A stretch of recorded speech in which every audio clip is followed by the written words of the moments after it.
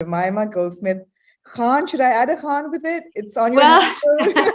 it's a very good question. And I because my old work credits were under the name of Khan, Yes. I call myself Khan for work and I call myself Goldsmith in every other aspect of my life. So for the purposes of this interview, which is about the film that's coming out, let's call me Khan. Khan. And I think for every Pakistani, you will always be Khan. Well, my children are Khan, so yes, it suits me to be Khan for some purposes. Yeah. Jemima, you've spoken extensively about this film being a love letter to Pakistan and the need to drive a positive narrative between Pakistan and the Western world. But I'm going to dig a little deeper. Why did you feel that need? I mean, I'd love to know what instances were you drawing upon when you were writing the film?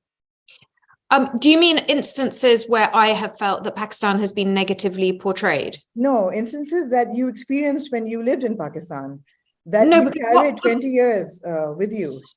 Well, so what I was actually responding to was, friends of mine in Pakistan lamenting the fact that in very successful, well-known films like Zero Dark 30 or TV shows like Homeland, the Pakistanis are always the baddies, the shady ISI operatives, the terror, there's just, and Pakistan generally is seen as a very black and white, scary place, mostly in the West. And my experience of Pakistan, obviously politics aside, was of a very warm, hospitable, loving population who embraced me and it was very vibrant and colorful. And so I wanted to show the music and the color and the old buildings and the architecture and recreate things like Yusuf Salahuddin's Haveli on screen for a rom-com in the streets of London. So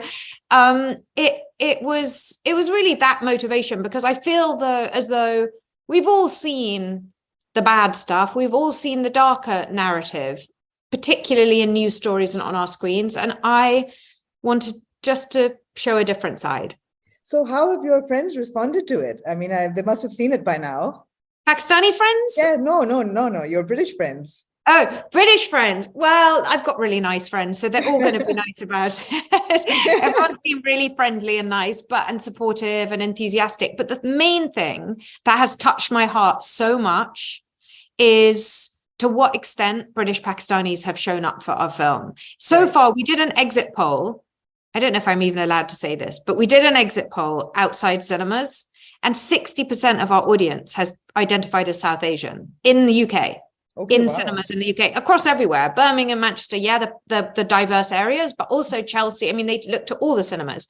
So, and the response has just been overwhelmingly so lovely and positive and kind about the film. So I think people understood what the intention behind it was. Absolutely. And have responded to that. And it's been very touching for me, really like a very moving experience. And I felt like, I don't know, it feels like I feel kind of closer to Pakistan than ever in a weird way because of this experience. We really feel like you never left. I know. It's once you've been there for 10 years, you're there forever. You're there forever. Absolutely. Jemima, you're a documentary filmmaker and you've done some really hard-hitting series, award-winning.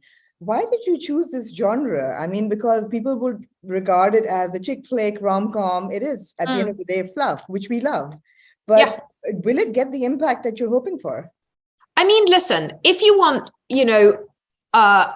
brilliant documentaries about Pakistan, you already have a double Oscar award-winning Pakistani documentary maker in the form of Sharmeen Obaid Chinoy. I'm not going to compete with her. And you're right. I normally make documentaries and I make them about serious subjects. So, for example, I made a documentary TV series about the Adnan Syed case, about an American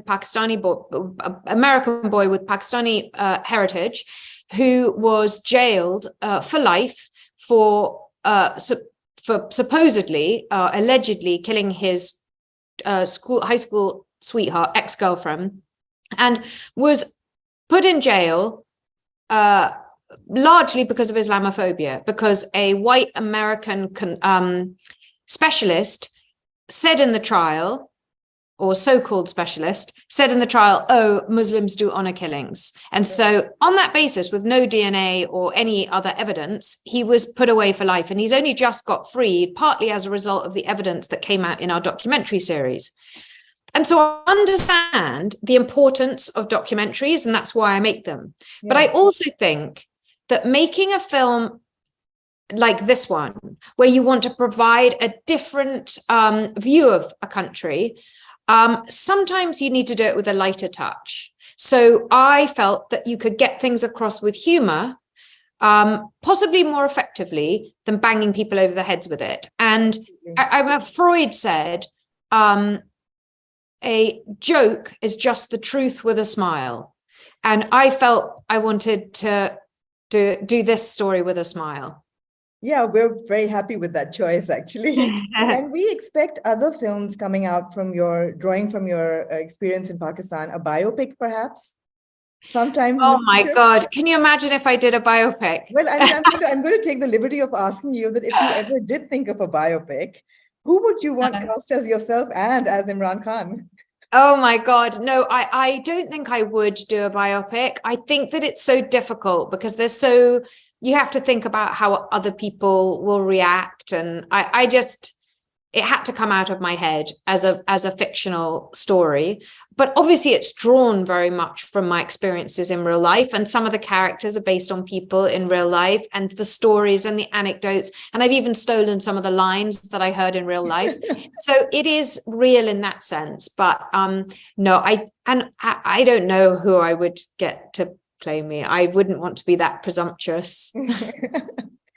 Oh, getting the cast together must have been an ordeal. Or was it tough? Was it easy? Because you've got some award-winning actors on board. You've got Emma Thompson, Lily James, you've got Shabana Azmi, and of course Sajal Ali. And I'd love to hear that story. When you made that call to Yusuf Salahuddin, what was the brief? That what kind of a character do we want? I actually was looking at those texts the other day because I was showing Sajal. I just rang Yusuf and said, we need a beautiful, nuanced, intelligent, versatile actress who can rival Lily James. It was really important that the arranged marriage candidate, who was Pakistani, was every bit as interesting and gorgeous as our white female lead, Lily James, because I had felt that quite often, even in films that I really love that tackle this subject matter, that have come out in England or in America, the arranged marriage candidate can seem a bit of a joke character.